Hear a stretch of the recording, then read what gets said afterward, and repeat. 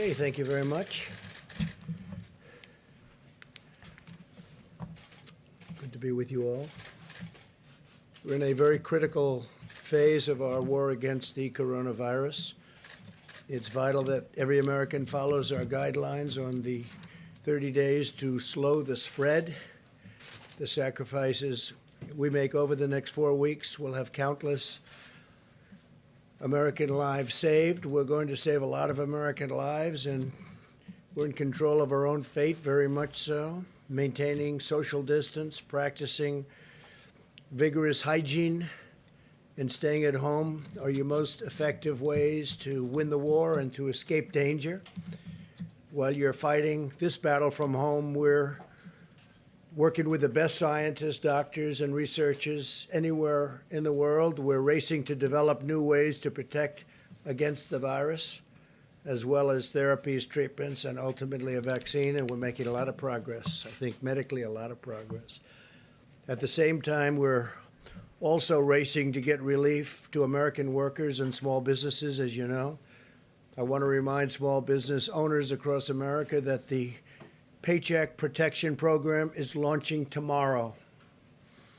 Nearly $350 billion in loans will be available to small businesses, including sole proprietors. These loans are up to 100% forgivable as long as employers keep paying their workers. Got to take care of your workers.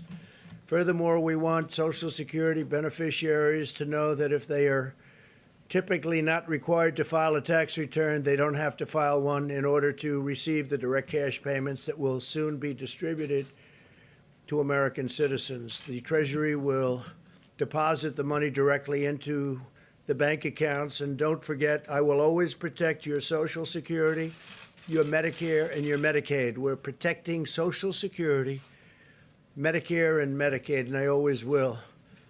I'd like now to invite SBA Administrator Jovita Carranza, who's doing a fantastic job. She's going to be very busy in the next little while, and Secretary Steve Mnuchin to say a few words about these vital initiatives, and then we'll get on to the attack of the virus itself. And please, if I might, Steve and Jovita. Thank you. Thank you, Mr. President. And Mr. Vice President, Secretary Mnuchin, Ivanka Trump, and all who I have been working closely with in this effort. Small business is the backbone of the American economy, and the President has put the nation's 30 million small businesses front and center in the response effort, and we are working hard to get money to them quickly. This is an unprecedented effort by this administration to support small businesses, and we know that there will be challenges in the process. Secretary Mnuchin and I are working in tandem to ensure that feedback from our partners is being heard and implemented. The private and public sector must work closely together to ensure that small businesses and their workers across the country are put first. This administration believes wholeheartedly that if you are a small business, you are a critical part of the economic fabric of this country, and your viability is critical to the economic well-being of your employees. At SBA, we are working around the clock to support small businesses, ensuring that we are prioritizing emergency capital for small businesses that are suffering economic harm as a result of this unprecedented situation. This relief will help stabilize the small business sector by providing businesses with the financial resources they need to keep their workers employed and keep up with their day-to-day operating expenses. Today, I want to ensure that small businesses all over the country know about the Paycheck Protection Program and how they can benefit from this. Simply put, the Paycheck Protection Program is to help keep employees on payroll and small businesses open. SBA will forgive the portion of the loan that is used toward job retention and certain other expenses. We are working closely with lenders so that businesses can go directly to their local lenders.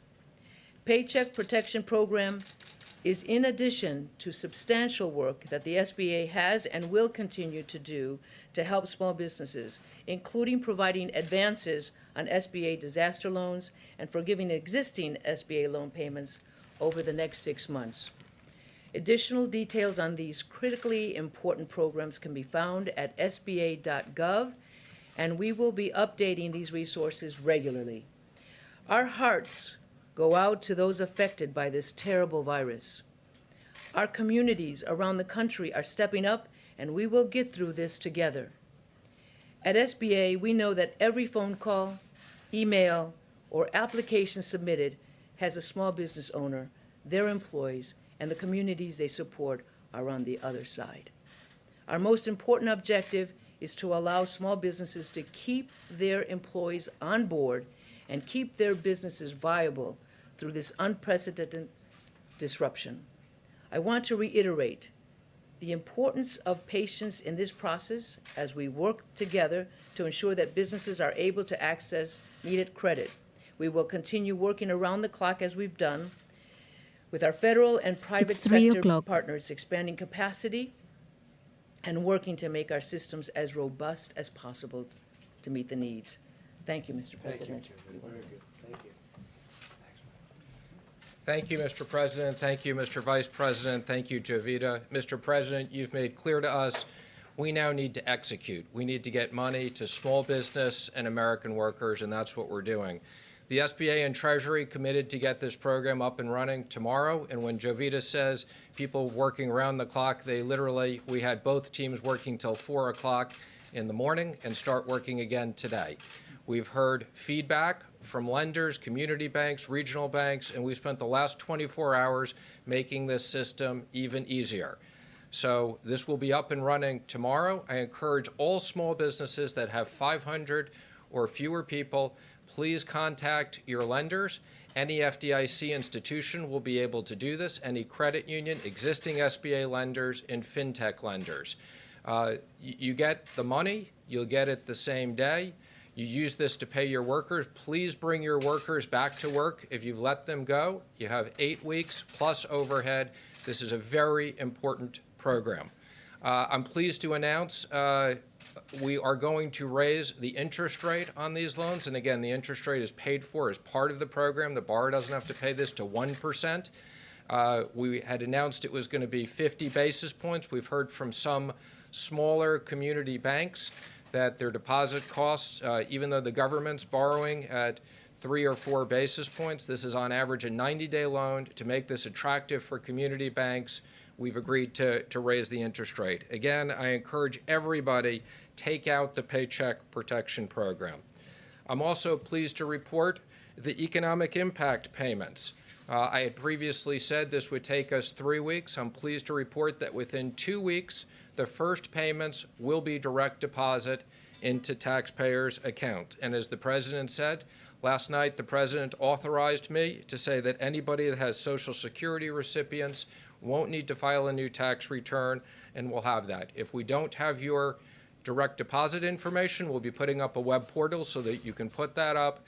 It is a very large priority. The President has made clear we want to get this money quickly into your hands. I'm also pleased to report that we continue to work closely with the Federal Reserve. We're in the process of designing a new facility that we call the Main Street Lending Facility. We're also looking at facilities for state governments as well. And I'm also pleased to report the Employee Retention Credit. It's up and running. The first $10,000 of wages, you get a 50% credit. That's $5,000 per person. For everyone who's kept someone, you can immediately get that money. You can deduct it from what you owe the IRS immediately. If you don't owe us money, you'll get a refundable tax credit. So that is up and running. I'm also pleased to report we have the program up and running. We're taking applications from the airlines, from the cargo companies, and from national security companies. So thank you very much, Mr. President. Thank you, Steve. For Jovita or Steve, any questions, please? Yes. Mr. Secretary, Chase Bank sent a letter to its business clients today saying that they don't have the necessary guidance from the SBA, from the Treasury Department, to be able to accept loan applications starting tomorrow. The need is clearly enormous, but at least one major bank says they're not fully empowered yet to be able to help their Well, customers. as I spoke to all the CEOs yesterday, I had a conference call with them. We got very good input from them on what they needed. As I said, people were working till 4 o'clock. I believe we just put up the Federal Register with the new guidelines for lenders. I've been assured that the banks will be in the process starting tomorrow. Now, again, it's going to take a little bit of time, but we committed that this will be available tomorrow, and I encourage all companies, go to SBA.com, go to Treasury.gov. You can see the information you need immediately. Just to follow up with the small business owners, a number of them saying that they were on that conference call and that there's a tremendous power struggle going on between the Treasury and SBA, and that it's over process and forms is what they tell me, and that lenders are actually opting out because they can't make enough money to even service the loans. So how are you going to make sure these small business owners get the capital they need to survive right now? Well, first of all, I can assure you, Jovita's here. Jovita used to work for me as the treasurer. There's no power struggle. Jovita and our team, as I said, worked together till 4 o'clock in the morning, started working at 7 o'clock again. We've made the form simpler, and I can assure you at 5 points, I've told these bankers they should take all their traders and put them in the branches. So there'll never be another opportunity to earn 5 points on a 90-day fully government guaranteed loan. And those checks right into direct deposit, IRS now saying it could take 4 to 5 months. You're saying 2 weeks. Let me be clear. I don't know where solid- let me be clear. I don't know where you're hearing these things. I told you this would be 3 weeks. I'm now committing to 2 weeks. We're delivering on our commitments. The IRS, which I oversee, within 2 weeks, the first money won't be in people's account. Yeah, just to follow up on that, I think the question is not about the first checks. For folks who have direct deposit, sounds like those will go out pretty quickly. The question is then for folks who don't have direct deposit, and there was a staff memo that was released by the House Ways and Means Committee today saying that that process could take up to 5 weeks. That takes you to mid-August. Is that how long it's going to take? That is not going to Or take 5 months, I'm sorry. Again, let me just say, when Obama sent out these checks, it took months and months and months.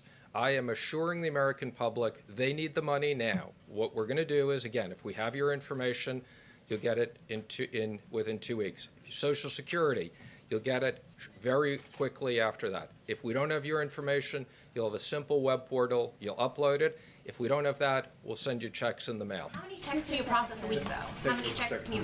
Again, we can process a lot of checks, but we don't want to send checks. In this environment, we don't want people to get checks. We want to put money directly into their account. Thank you, Mr. Secretary. This is for, I guess, both you and the administrator. There have been some anecdotal reports that business people trying to get access to the online site to submit the applications. The website's been crashing. I've heard of webinars going offline because there's just too many people on them. So how are you guys going to be ready, tomorrow to get these loans out? We've brought in a lot of external resources at SBA and us to make sure there's additional capacity.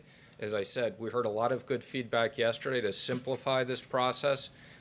It's going to be up and running. Now, let me just be clear. That doesn't mean everybody is going to get their loan tomorrow, but the system will be up and running.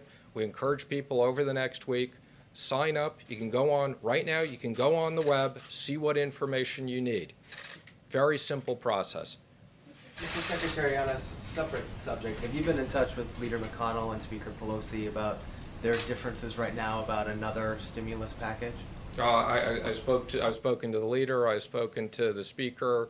I've spoken to the president constantly.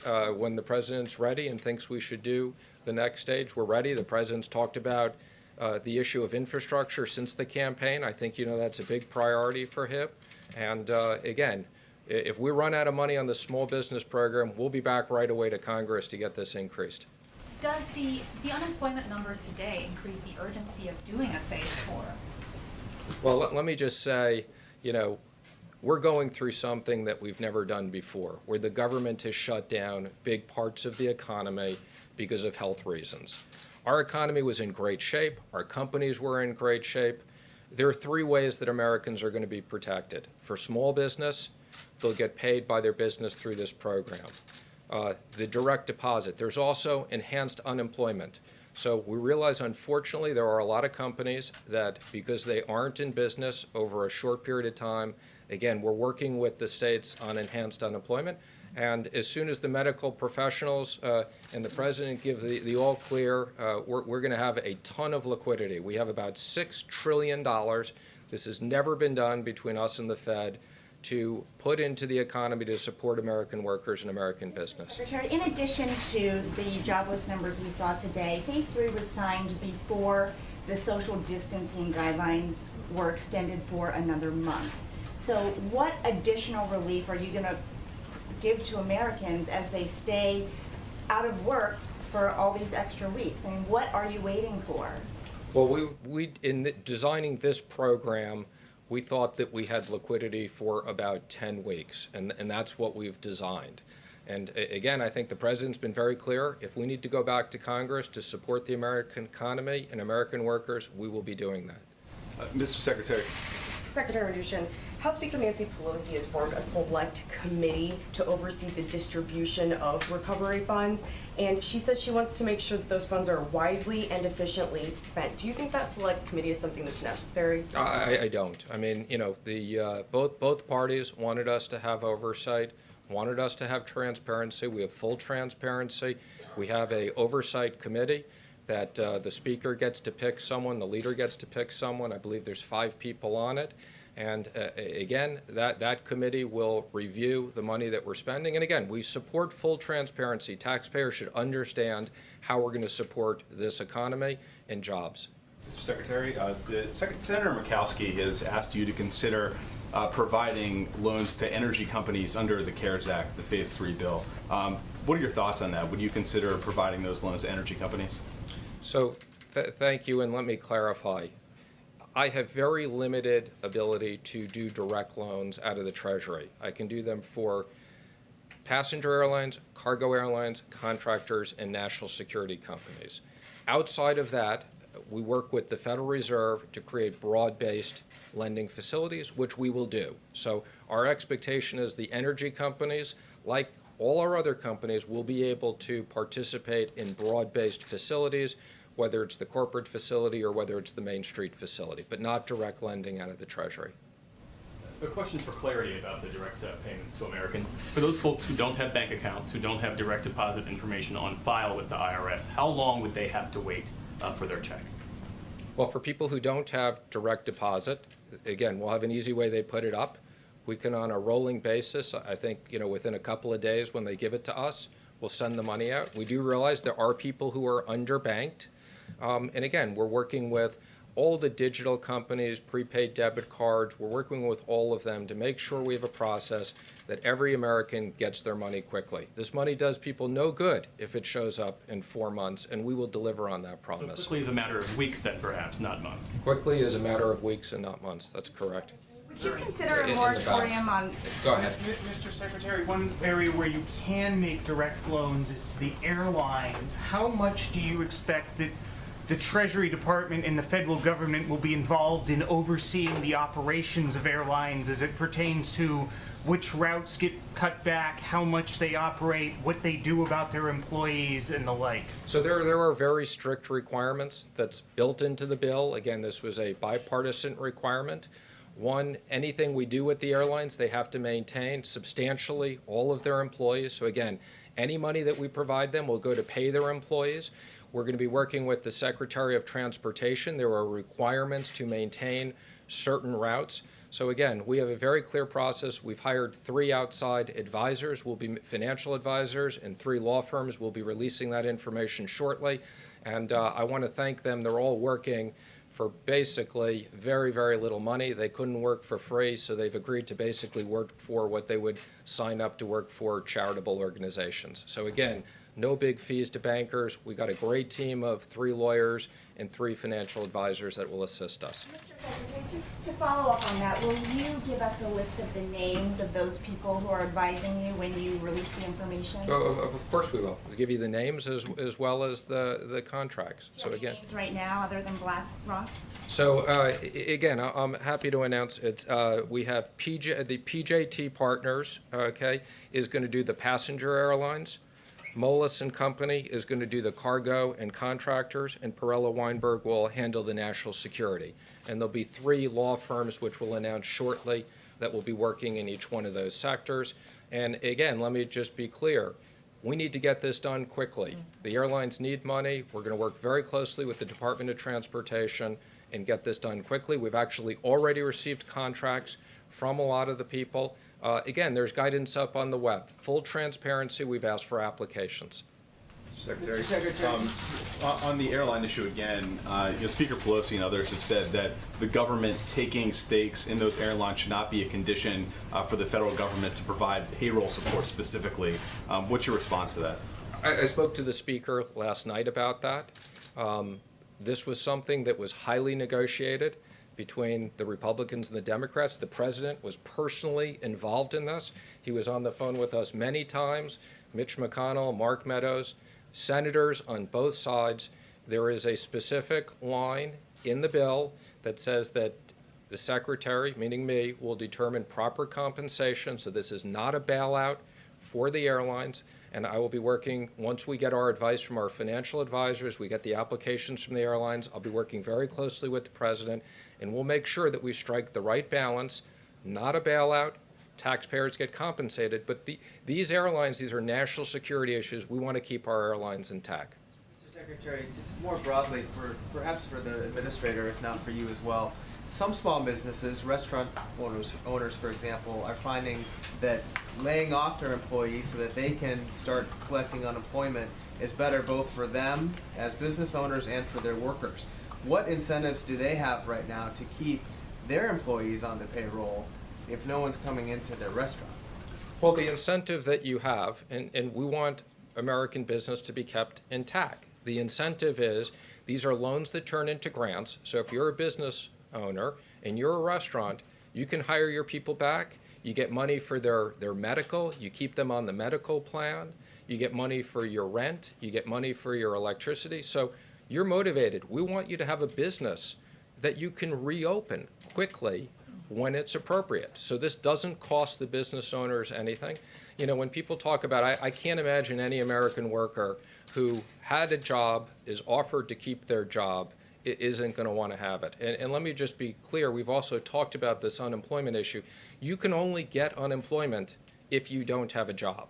So unemployment is intended for those people that are some of the mid-size or larger businesses, and we're very sympathetic to this, that these companies can't afford. And for those people, the enhanced unemployment will be a significant benefit. But we want to make sure 50% of the American workforce is small businesses under 500 people. The president, the vice president, the administrator, and I want to make sure this part of the economy is ready and intact when we're ready to reopen.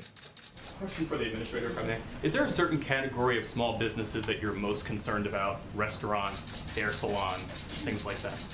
That's a great question. We're concerned about every small business. There's 30 million small businesses that we're really focused on, and we're working feverishly to make sure that we can provide the available funds to them as quickly as possible. So it's 30 million small businesses, and the other businesses are being dealt with the PPP, with the Paycheck Protection. There was also the disaster, what we call it, the injury or economic injury disaster loan. And then there was an advance associated with that particular program as well. So to answer your question, we're concerned about all businesses. And as the Secretary indicated, we're looking at employees being ready, not lost in this process. We want businesses to stay intact because they represent half the GDP. So if we spend $1 trillion to support 10 trillion or 11 trillion, I think that's a significant investment, and that's what we're focused on. Is there a certain segment that you think is particularly vulnerable? Hang on, I just want to make one comment for explanation because I want to make sure everybody out there understands this. If you're an independent contractor, if you're a sole proprietor, you're eligible for this as well. Now, that program won't be up and running until next week, but again, this is a very broad definition of small business. So if you're an independent plumber, if you're an independent contractor, you're covered under this program. Slightly more complicated. You have to come into your bank and give them more information, but starting next week, that part of the program will be up and running. Also, charities. Charities as well, very important. The Vice President and President make sure that we covered small charities in this. Does that include churches and religious nonprofits? It does, although there are some technical issues, but yes, it does include faith organizations. Is that under that's under the SBA program? This is under the PPP, yes, the new SBA program, they are covered. Great. Thank you all. Thank very you, much. everybody. Thank you, Julia. Thank you, Steve. Good job. Thank you. Okay, so that begins right away, and they start handing out checks, and a lot of people are going to have their businesses built back up quickly, I hope. And we'll see. Complicated, big, small business is actually big business. So I thank them both. And please, good. We have some great gentlemen. Let me see. Great gentlemen. That's correct. Thank you very much. Today, my administration is also issuing new guidelines to protect elderly Americans who remain the most vulnerable. By now, nursing homes should have suspended the entry of all medically unnecessary personnel. Today, we're further recommending that all nursing home facilities assign the same staff to care for the same group of residents consistently to minimize any potential spread. And we're also urging facilities to designate separate areas for healthy and sick residents. And this is a practice that we probably will be recommending into the future long after the enemy is gone, this particular enemy is gone. We're also making every effort to provide relief to our great veterans. We take very good care of our veterans. At my direction, Secretary Wilkie will use any authority at his disposal to extend deadlines for benefits and to postpone debt collections. We're now conducting well over 100,000 coronavirus tests per day. It's over 100,000 tests a day. And these are accurate tests, and they're moving rapidly, which is more than any other country in the world, both in terms of the raw number and also on a per capita basis, the most. The FDA has also authorized the first coronavirus antibody test developed by Cellex, a key step that will help identify people who have recovered and to understand their immune response and their immune system. Moments ago, I directed Secretary Azar and Acting Secretary Wolf to use any and all available authority under the Defense Production Act to ensure that domestic manufacturers have the supplies they need to produce ventilators for patients with severe cases of COVID-19. You know what that is, right? Become a very famous term. COVID, COVID. This action will help General Electric, Hillrom, Medtronic, ResMed, Royal Philips, and Vyaire Medical overcome obstacles in the supply chain that threaten the rapid production of ventilators. We have over 100,000 being built right now or soon to be started. We anticipate issuing more orders under the Defense Production Act in the very near future, in addition to the one that I've just signed against 3M for face masks. We just signed a element of the act against 3M, and hopefully they'll be able to do what they are supposed to do.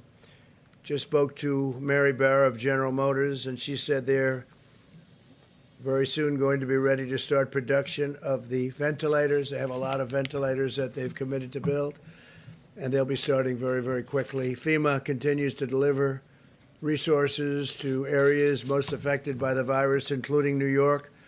On top of the 3,000 beds we're already providing to the Javits Center, the Department of Defense is adding another 48 ICU beds. Governor Cuomo has asked that this facility go, and it's a big, beautiful facility, it be converted to a COVID hospital. And we hadn't done that yet. We hadn't thought in terms of doing that, but their real demand is for that. And we had meetings on it with the task force. We had meetings with the military. And I've decided to say, yes, I'm going to do that I will be signing and agreeing to a yes answer, so that we will be doing that, and also we will be staffing it. So the federal government is doing a lot of things that wasn't anticipated that it do. This is a 2,500 and or 2,900 can easily be set up hospital built in Javits Center.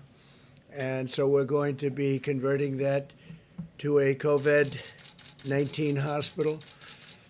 And it's going to be staffed by the military and by the federal government. And based on the fact that I agreed to that, we had two other facilities that were likewise asking for it, and that would be in Louisiana and also in Dallas, and we'll be doing those. We spoke to the governor of Louisiana, spoke to the governor of Texas, and we've told them that we will be staffing those hospitals again above and beyond, but that's okay. We have to do that. In addition, the USNS Comfort is docked in New York to accept patients. That is a non-COVID. To date, FEMA has delivered more than 4 million N95 mask respirators. And think of that, 4 million. Don't forget, we're a secondary source. The states are doing it, and we're backing them up. But we've gotten 4 million N95 respirators, 1.8 million surgical masks, 460,000 face shields, 1.4 million gloves, and 4,400 ventilators just to the city and to the state of New York. And some of them now are being sent. I spoke with both Governor Cuomo and Mayor de Blasio a little while ago, and some of them are being sent to the city. All of America stands with the people of New York in this time of need. It's definitely a hot spot, but we have other hot spots also, and we're taking care of them very, very strongly, very powerfully. We have the finest people in the world in those locations, and I think the federal government has not only acted early, but acted quickly, professionally. There's no people like this. Doctors, nurses, first responders, and other healthcare providers who want to help New York at this critical time should visit website nyc.gov/help-now. nyc.gov/help-now. They need help now. They need people to help them. We have great facilities, and we've built some brand new facilities, big ones, but we need help. We need help for professional people. So if you're in an area that isn't so affected, and you're a doctor, a nurse, a healthcare worker, please get to that website, and we would really appreciate your help. New York City needs it. Louisiana, by the way, needs it. Michigan needs it. Whatever you can do, those are very strong hotspots. They need help. In recent weeks, as the virus has spread and economic hardship has followed, we have seen Americans unite with incredible selflessness and compassion. I want to remind everyone here in our nation's capital, especially in Congress, that this is not the time for politics, endless partisan investigations. Here we go again. Have already done extraordinary damage to our country in recent years. You see what happens. It's witch hunt after witch hunt after witch hunt. And in the end, the people doing the witch hunt have been losing, and they've been losing by a lot. It's not any time for witch hunts. It's time to get this enemy defeated. Conducting these partisan investigations in the middle of a pandemic is a really big waste of vital resources, time, attention, and we want to fight for American lives, not waste time and build up my poll numbers, because that's all they're doing, because everyone knows it's ridiculous. So we want to focus on the people of this country, even the people of the world. We're going to be able to help them, because right now, as an example, we're building so many ventilators, very, very hard to build, but we're building thousands of them. And a lot of them will be coming at a time when we won't need them as badly, because it takes time, very complex, very expensive, and we'll be able to help outside of our country. We think we'll be able to help. That's something that you cannot easily produce. As citizens, we're linked together by the shared bonds of national love, loyalty, and affection. There's no earthly force more powerful than the patriotic pride that stirs in our hearts, and that is so true. It's incredible the job that everybody's been doing, everybody. They don't sleep, they don't go to bed, sometimes they get nothing. Said to somebody recently on the task force, how many hours sleep have you gotten over the last couple of days? The answer was none. In one Massachusetts neighborhood, citizens come out of their homes each night at 8 o'clock from their porches and they sing God Bless America. Others have joined in, spreading from house to house, down one street up to the next, until their little town with a spirit of patriotism and reminding all Americans that we're all in this together. We'll fight together and we will win together. We're going to win this. Now what I'd like to do is I'm going to step out. We have a meeting on the subject, and I'm going to step out just for a few moments. I'll be right back. We'll answer some questions. But you have some very hardworking people who have done an incredible job, led by Vice President Mike Pence, head of the task force, and then Jared Kushner is going to say a few words, and Admiral Polovchek, Peter Navarro, Dr. Birx, and myself. I'll be right back. So I'll see you in a little while. I did take a test. It just came out. This is from the White House physician. You may have it. Just came out. I just took it this morning. And I took it. It took me literally a minute to take it. And it took me, I guess it was 14 or 15 minutes. I went to work. I didn't wait for it, but he said it took 14 minutes or something to come up with a conclusion.